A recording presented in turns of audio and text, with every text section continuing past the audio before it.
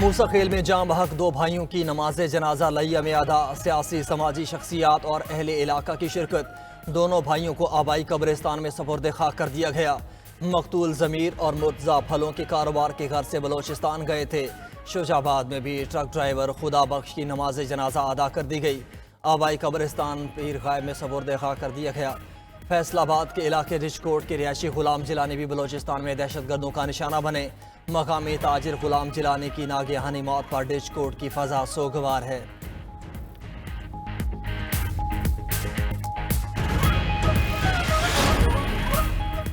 بلوچستان میں دہشت گردوں کے خلاف جنگ میں شہید ہونے والوں کی نماز جنازہ ادا، وزیر اعلیٰ بلوچستان، دیگر حکام اور شہریوں کی شرکت۔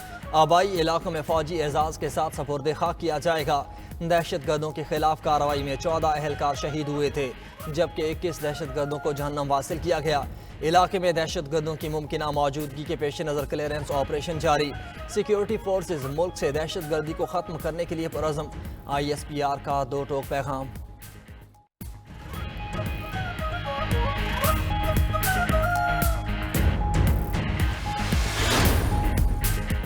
بے گناہوں کو مارنے والے بلوچ نہیں دہشت گرد ہیں، وزیر اعلیٰ بلوچستان سرفراز بگٹی کا آبادی سے FC پر راکٹ برسانے والوں کو سوات جیسی کارروائی کا انتباہ، کہا ریاست کو نہ اکسائیں کہ انخلا پر مجبور ہو جائیں۔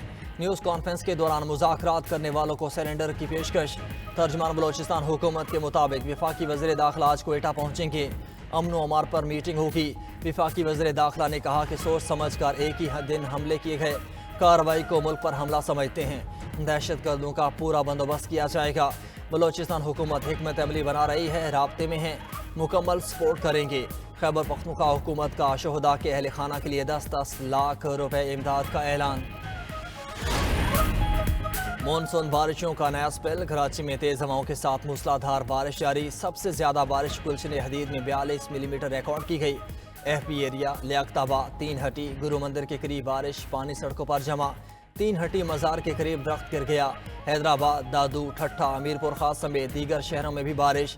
کراچی میں 31 اگست تک موسلادھار بارشیں متوقع۔ ادھر گجر خان، شکر گڑھ اور مظفر آباد میں بھی بادل برس پڑے۔ پنجاب اور خیبر پختونخوا میں مزید بارشوں کا امکان۔ بارشوں کا دوسرا سپیل ستمبر کے پہلے ہفتے میں شروع ہوگا۔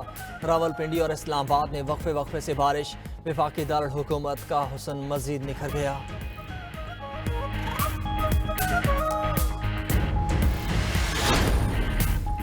وزیر اعظم کی زیر صدارت وفاقی کابینہ کا اجلاس جاری۔ ذرائع کے مطابق معاشی اور سیاسی صورتحال سمیت 6 نکاتی ایجنڈے پر غور ہوگا۔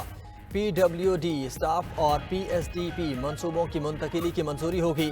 رائٹ سائزنگ کمیٹی کی سفارشات کے فیز 1 کی منظوری لی جائے گی۔ کفایت شعاری اور اخراجات میں کمی سے متعلق امور کا جائزہ لیا جائے گا۔ کابینہ کمیٹی برائے قانون سازی کے 23 اگست کے فیصلوں کی توثیق کی جائے گی۔ اقتصادی رابطہ کمیٹی کے 22 اگست کے فیصلوں کی توثیق بھی ایجنڈے میں شامل ہے۔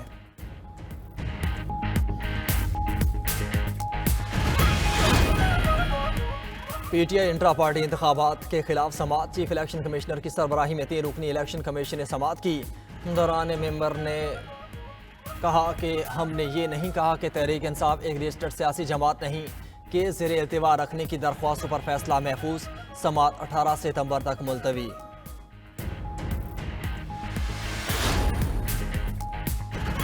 تحریک انصاف میں اختلافات مزید شدت اختیار کر گئے۔ پارٹی صدر خیبر پختونخوا علی امین گنڈاپو نے عاطف خان اور ارباب شیر علی کو پارٹی عہدوں سے ہٹا دیا۔ عاصم خان کو PTI پشاور ریجن کا صدر بنا دیا۔ عرفان سلیم پشاور کے ضلعی صدر مقرر۔ ملک شہاب ایڈوکیٹ ضلع پشاور کے جنرل سیکرٹری ہوں گے۔ خیبر پختونخوا کابینہ میں رد و بدل متوقع، نئے معاونین خصوصی مقرر کیے جانے کا بھی امکان۔ وزیر صحت قاسم علی شاہ کو سماجی بہبود کا محکمہ دینے کی تیاری۔ احتشام علی کو صحت کا مشیر مقرر کرنے پر غور۔ پیر مقتدر غازی کو معاون خصوصی برائے ماحولیاتی تبدیلی مقرر کرنے پر مشاورت۔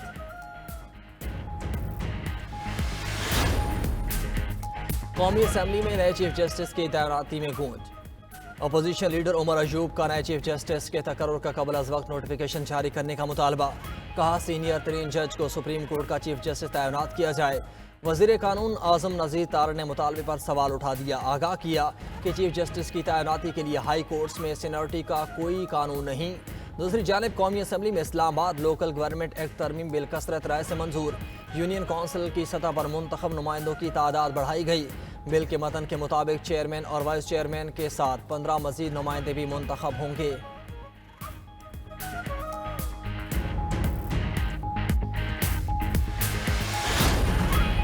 Army chief general Asim Munir سے People's Liberation Army Ground Forces کے کمانڈر کی ملاقات۔ سپہ سالار کا پاک فوج اور پیپلز لبریشن آرمی کے درمیان مضبوط تعلقات پر زور، علاقائی سلامتی، فوجی تربیت اور دو طرفہ دفاعی تعاون بڑھانے پر تبادلہ خیال۔ آرمی چیف نے دونوں ممالک کے درمیان دو طرفہ فوجی تعاون کو اجاگر کیا۔ وزیر اعظم سے بھی چینی کمانڈر کی ملاقات۔ شہباز شریف نے سیاسی اور ادارہ جاتی حمایت دونوں ممالک کی ترقی کے لیے ضروری قرار دے دی۔